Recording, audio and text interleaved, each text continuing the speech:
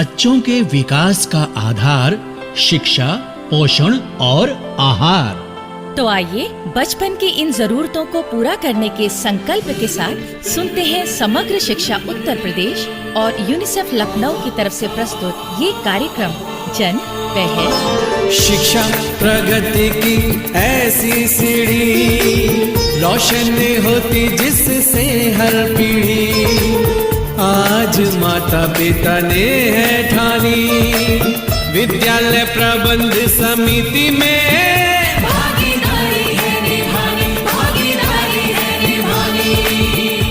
सभी सुनने वालों को विद्या का नमस्कार और काकी आपको प्रणाम।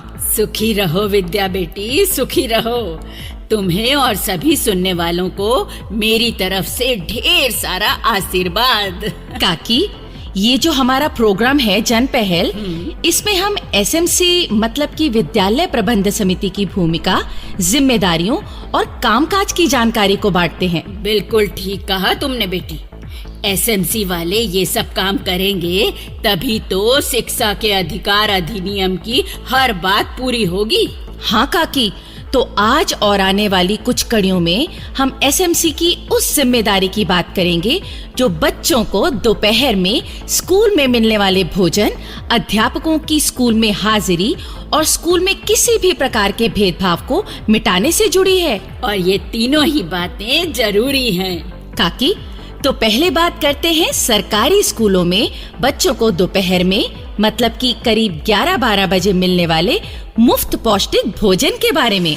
हाँ, मुझे पता है, इसे मिड डे मील भी कहते हैं। लो देख लो, खाने की बात कहीं पर भी चले, ये चंदू ना सूंघता हुआ वहाँ पहुँच ही जाता है। ऐसा मत बोलो काकी, अपने यहाँ भी रोज दाल रोटी पकती है। हाँ रे, मैंने भी सुना है तेरी नई भाभी तो दाल बहुत ही बढ़िया पकाती है। अरे कहाँ काकी, अब उस दिन भाभी ने दाल पकाई तो जब भैया खाने बैठे तो बोले, चंपा दाल कितनी पकाई है?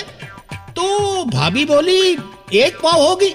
तो इस पर भैया बोले, अच्छा होता अगर तुम 1 किलो दाल पकाती।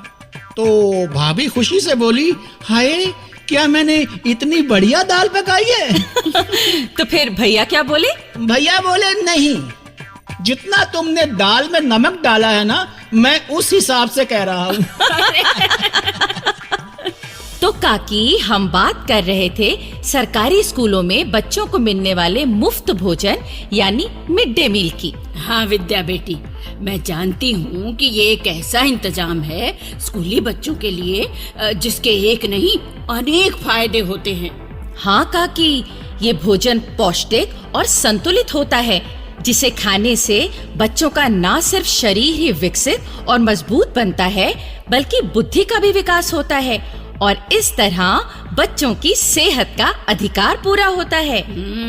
और एक सेहतमंद बच्चा पढ़ाई और दूसरे सब कामों को आसानी से करने लगता है, मतलब कामयाब बच्चा कहलाता है।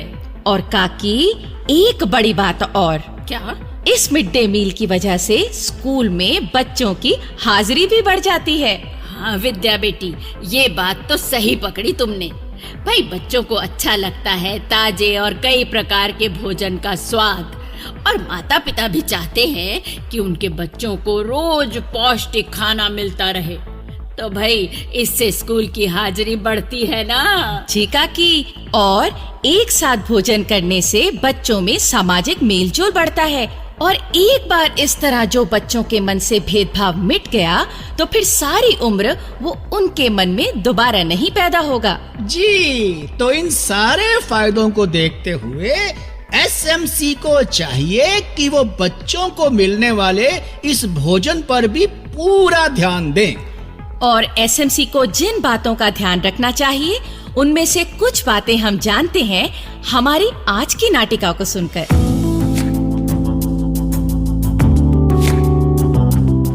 राम राम गोमती बहन। अरे नेमी चंद भाई, आओ बैठो। राम राम। लगता है मैं गलत समय पर आ गया हूँ आपके घर बहन। आप भोजन कर लो, मैं बाहर बैठ जाता हूँ कुछ देर। अरे ये क्या बात कर दी तुमने भाई। यहाँ बैठोगे तो क्या मेरी थाली में से रोटी छीन लोगे? बल्कि मैं तो कहती हूँ तुम भी खाओ रोटी, समय तो हो ही रखा है। नहीं। अरे बहू, एक थाली और लाना नेमीचंद भाई के लिए। नहीं नहीं गोमती बहन, मैं कुछ नहीं खाऊंगा। लो, तुम तो ऐसे कह रहे हो जैसे मुंह में अन्न ना धरने का व्रत ले रखा है। नहीं गोमती बहन, खाए बिना कोई कैसे रह सकता है भला। लेकिन हाँ, स्कूल की एसएमसी का अध्यक्ष होने के नाते ये मान रखा है मैंने कि जब तक स्कूल में बच्चों को मिलने वाले भोजन की हर प्रकार से उत्तम व्यवस्था नहीं हो जाती, तब तक मुझे भी भोजन में स्वाद नहीं आएगा। अरे क्या बात कही आपने नेमीचंद भाई, मैं आपकी इस सोच की कदर करती हूँ। और पंचायत प्रधान होने के नाते मैं आपको यकीन दिलाती हूँ कि बच्चों को दिए जाने वाले इस भोजन के इंतजाम को सुधारने के लिए पंचायत भी एसएमसी का साथ देगी। सच पूछो गोमती बहन, तो मैं इसीलिए आपके पास आया हूँ। हाँ तो कहिए ना आप अपनी बात। गोमती बहन, एसएमसी ये मानती है कि स्कूल में बच्चों को जो भोजन दिया जाता है तो उसमें शामिल खाने पीने की चीजों की क्वालिटी पर सबसे पहले ध्यान दिया जाना चाहिए। हाँ भाई, भोजन ताजा और पौष्टिकता से भरपूर होना चाहिए। जी बहन। नहीं तो बच्चों को क्या फायदा मिलने वाला है उससे। पर तुम चिंता न करो भाई, जांच परख के इस काम में पंचायत तुम्हारा पूरा साथ देगी। पंचायत किस प्रकार साथ देगी बहन? हम बारी बारी से ड्यूटी लगा देंगे गांव के लोगों की इस काम के लिए। और सुनो, जिले का जो खाद्य विभाग है ना, तुम चाहोगे तो वहाँ से भी माहिर लोगों को बुलवाकर खाने पीने की सामग्री की जांच करनी सीख लेंगे उनसे। बहुत बहुत धन्यवाद गोमती बहन, बहुत बहुत धन्यवाद। और नेमीचंद भाई, एक बात और भी बता दूं। जी। अब देखो, हमारे स्कूल में तो ये भोजन पकता है, पर अगर किसी स्कूल में कोई संस्था पका पकाया भोजन सप्लाई करती है तो वहाँ की एसएमसी को उस भोजन के नमूनों की भी जांच करनी चाहिए। हाँ गोमती बहन, हमें उस भोजन में भी स्वच्छता, ताजगी, स्वाद और पौष्टिकता की तसल्ली करने के बाद ही सप्लाई को जारी रखना चाहिए।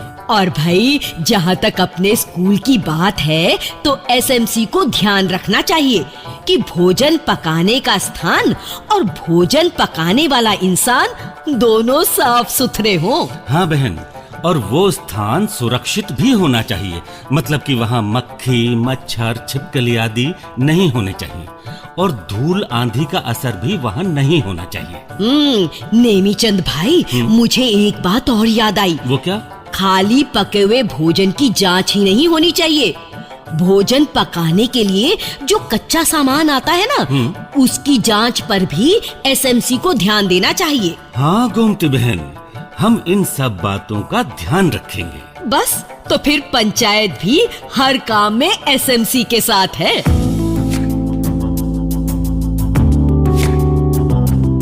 तो काकी, अभी हमने उन बातों की जानकारी प्राप्त की जो स्कूल में दिए जाने वाले भोजन को ध्यान में रखकर एसएमसी को पूरी करनी चाहिए। और अब नाटिका के बाद सुनते हैं ये लोकगीत, जिसमें है दो दिलों की बातचीत।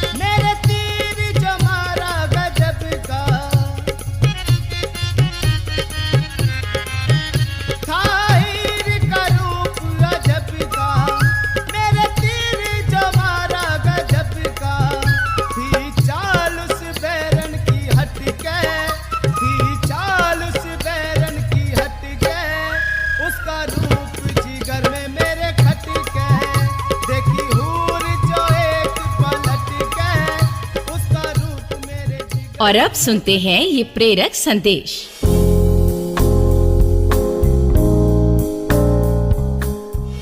हमारा नाम मनोहर लाल है। हम पूर्व माध्यमिक विद्यालय चहटा, ब्लॉक काकोरी, जिला लखनऊ के विद्यालय प्रबंधन समिति के सदस्य हैं।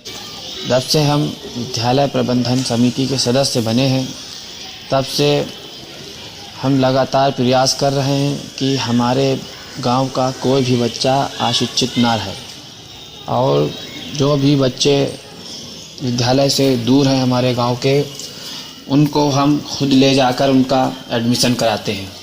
और जो बच्चे रोज़ विद्यालय नहीं आते हैं, उनके अभिभावकों से भी बात करते हैं हम कि उन्हें रोज़ विद्यालय भेजें।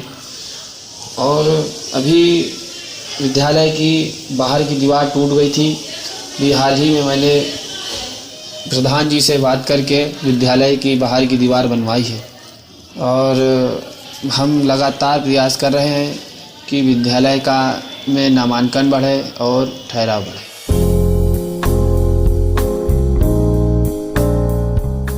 और अब आपको हमारा चंदू बताएगा कि बच्चे जब स्कूल जाते हैं तो लौटकर परिवार को भी कैसे समझदार बनाते हैं। अरे विद्या बहन, आपने ये जिम्मेदारी मुझे दे दी, बहुत अच्छा किया। तो नन्ना दीपू स्कूल से लौटा तो अम्मा को उसने बताया, स्कूल में स्वास्थ्य जांच को आए मास्टर जी ने समझाया, बीमार जब कोई होता घर में तो क्यों करते हो अंधविश्वास, बीमारी के लक्षण दिखते ही जाओ डॉक्टर जी के पास। भाई ये बात दीपू ने बताई बहुत ही खास।